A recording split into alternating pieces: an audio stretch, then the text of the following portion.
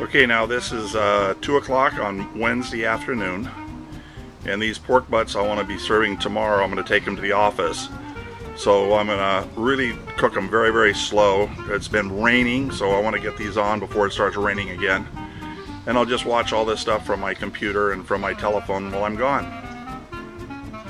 And here I've got my stoker set. The probe that's coming out of there is going into the blower, and then I've got one on the back side that's going into the pit, and I've got one temperature probe in there now, and I'm going to add the other one, and I'm going to cook this until the internal temps come to 190 to 195, and then I'm going to wrap them up.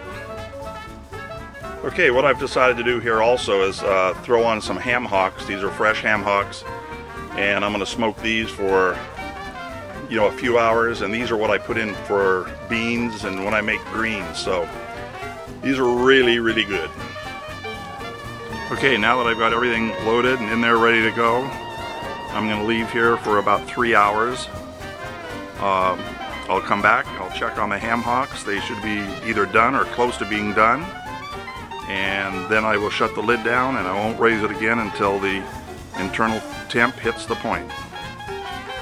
Okay, just one last check before I do leave. On my laptop in the house, I've got my stoker target temp set for 220, and right now it's 220.7, and my monitoring temps set for 195, and that's the internal temps of the pork butt at this point. So we're sitting here many hours to go at this very low and slow cooking. So set for 220. Now sitting at 220.5. Okay, I want to give you an idea of what type of cookers I cook on. This is the last one I got. This is the big green egg, and I have bought 3 of these extra large, one for each one of my sons, and then after cooking on them I finally decided to buy one for myself. So this is my extra large green egg. Okay, now this is one of the cookers that I use. I've had this one for probably about 15 years. I've burned out the bottom and had a new bottom made, but this thing has cooked an awful lot of stuff. I use it for grilling and not really for slow smoke. Now this is the first barbecue I got that's really an adventure into slow cooking, and this is where I learned a lot. Bought this one. This is a Pits and Spits. They're made out of Houston, Texas, and I've had this one for probably close to 25 years, and this has done a lot of slow cooking. Okay, now this here is the wood I would use when I would use the Pits and Spits. I just used my wood that I would burn in the fireplace. This is all almond. That's what I usually get for the fireplace.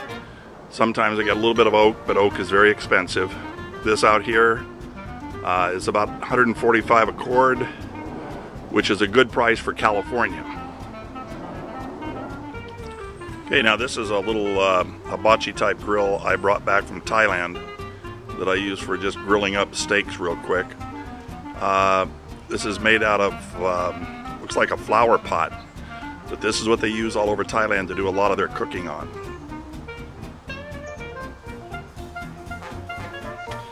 Okay, these are the ham hocks that I had slow cooking for about 4 hours while at the same time as cooking the pork butts. These I use for beans and greens and some different soups. These particular ones are going to be used for some beans. Okay, now here's going to be the temperatures as they're sitting about 5 hours into the cook. I've only raised the lid once, and that was to remove the ham hocks. The hood will not be raised up again until, no good. The pit temp is just sitting at 220.2. I've got it set for 220. One of the pork butts is at 135.2. One is at 131. They'll probably hit the plateau stage somewhere in the 160 degree category. Alright, this is the first time I've raised the lid now, since they were on there for about 5 hours, so this is a total of 19 hours now. So I'm just getting ready to take them off and get them wrapped up and get them down to the office in about 3 hours. Okay, now these are off. Sitting here just for a few minutes, be wrapping them and throwing them into an ice chest to sleep while I take them to the office.